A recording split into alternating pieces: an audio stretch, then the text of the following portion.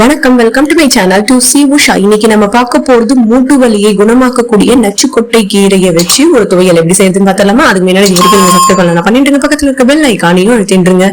First நச்சுக்கொட்டை கீரை ஒரு 10 இலைகள் இந்த சைஸ் எடுத்துருவோம். இதோடைய தண்டு பகுதியை நீக்கிடலாம். இதை சின்ன சின்ன பீசஸா கட் பண்ணிடுவோம். கிட்டத்தட்ட ஒரு கை அளவுக்கு வந்திருக்கு.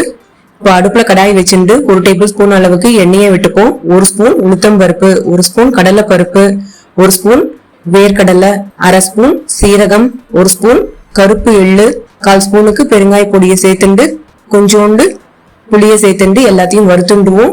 பருப்பு கலர் மாறும் போது 5 பச்சை மிளகாய் கீரினது சேர்த்துருவோம். கீரையும் சேர்த்துலாம் எல்லாத்தையும் நல்லா வதக்கின்றுவோம்.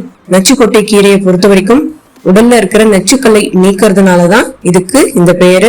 இது அனிமிக் பேஷண்ட்ஸ்க்கு ரொம்ப நல்லது. போன்ஸையும் நர்வ்ஸையும் ஸ்ட்ரென்த்தா வச்சிருக்கக்கூடியது. இது மூட்டு வலி, பேக் பெயின், பாடி பெயின் எல்லாத்துக்குமே பெஸ்ட். இது 1 நிமிஷம் ஆயிட்டு இருக்கு, வதங்கிட்டு இருக்கு. இப்போ மஞ்சள் பொடி 1/4 ஸ்பூன் அளவுக்கு சேர்த்துட்டு எல்லாத்தையும் நல்லா கலந்து விட்டுண்டு அடுப்பு ஆஃப் பண்ணிட்டு ஆறுனதுக்கு அப்புறம் மிக்சி ஜார்ல சேர்த்துருவோம். உப்பு 1/2 ஸ்பூன் அளவுக்கு சேர்த்துக்கலாம். கொஞ்சோண்டு தண்ணி விட்டு அரைச்சி எடுத்துன்னு வந்துருவோம். அரைச்சின்னு வந்தது இப்படி இருக்கும். இதை ஒரு கிண்ணத்துல டிரான்ஸ்பர் பண்ணிட்டுலாம். இதுக்கு தாளிச்சுருவோம். 1 டேபிள் ஸ்பூன் அளவுக்கு எண்ணெயை விட்டுப்போம். 1/2 ஸ்பூன் கடுகு, 1/2 ஸ்பூன் சீரகம், 2 காஞ்ச மிளகாய், கொஞ்சோண்டு கருவேப்பிலையை சேர்த்துட்டு அடுப்பு ஆஃப் பண்ணிட்டு தாளிச்சது துவையல்ல சேர்த்துடலாம். கலந்து விட்டுருவோம். இந்த துவையில சுடுசுட சாத்துல சாப்பிட்டா டாப் கிளாஸா இருக்கும். ஈவன் இட்லி தோசைக்கு கூட சூப்பரான காம்பினேஷனா இருக்கும். இது வாரம் 2 தடவை சாப்பிட்டு வந்தீங்கன்னா மூட்டு வலி நல்லாவே குறையிறது நீங்க பார்க்க முடியும். நீங்களும் செஞ்சு பாருங்க. உங்களுக்கு எப்படி வந்துருக்குன்னு கமெண்ட்ஸ்ல சொல்லுங்க. இந்த channel to C Usha like பண்ணுங்க, ஷேர் பண்ணுங்க, சப்ஸ்கிரைப் பண்ணுங்க. தேங்க்யூ.